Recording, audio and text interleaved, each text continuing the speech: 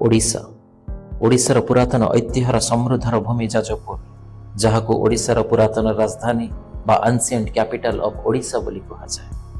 समृद्ध एही जाजपुर जिल्लार एक सरल और शांत गाँ, जार तीन पार्श्वे देवादेवींकर मंदिर अवस्थित। एवठू आरंभ हुए वर्तमान गाँवर प्रवेश यात्रा।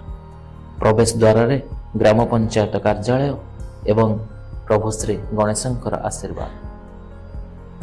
एही पवित्र माटीर जन्म नेइछि एक शिक्षा यात्रा, जहाँ दशक पर दशक गढ़ी आसुछि अनेक स्वप्न।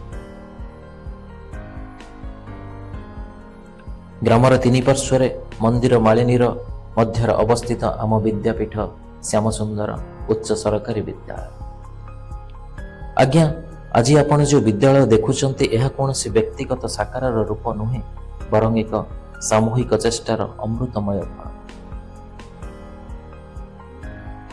आजिर एही पक्का घर, स्मार्ट क्लासरूम, ई लाइब्रेरी, साइंस लैबोरेटरी, एक सुंदर खेल पड़िया, जानिछंती यार इतिहास आरंभ होइथिला विगत 76 वर्ष तल। चलंतु फेरी जिबा टिके से इतिहास।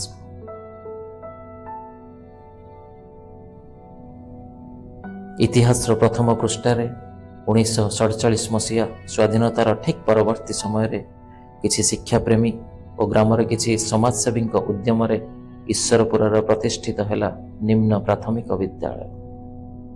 परवर्ती समय निम्न प्राथमिक उच्च प्राथमिक स्तर को परे परे सर्वसाधारण उद्यम प्रतिष्ठित होइथिला ईश्वरपुर मध्य प्राथमिक विद्यालय। किछि वर्षर व्यवधान पर 1970 मसीह आरंभ हैला श्यामसुंदर उच्च विद्यालय।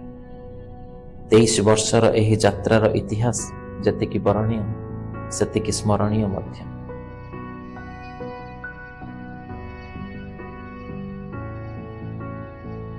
आज मने पड़ी जाए से समय नथिला सुविधा सुजोग, नथिला आडंबर, नथिला पक्का घर, गोटे छपर घर तले नथिला बसिबा पाई चेयर टेबुल की बेंच, किंतु थिला शिक्षा प्रति आस्था।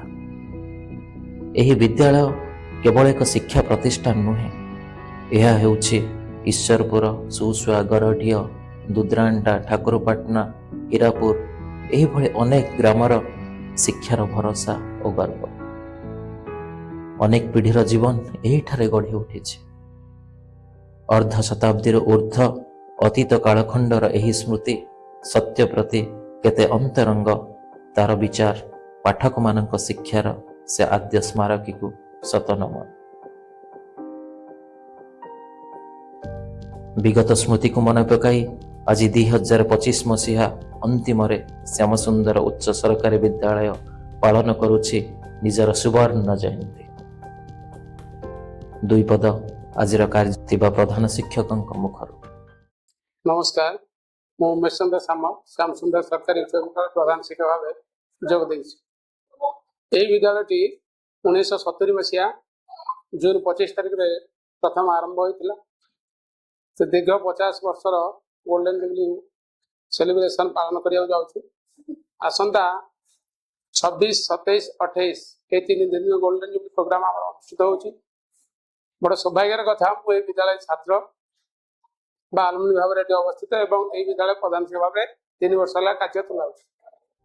परिशेष रे एतिकी कहिबी, गतकालीर स्मृति आजिर सफलता और आसंता कालीर स्वप्न। एही यात्रा अविरत रहु। वंदे उत्कल जननी, वंदे उत्कल जननी।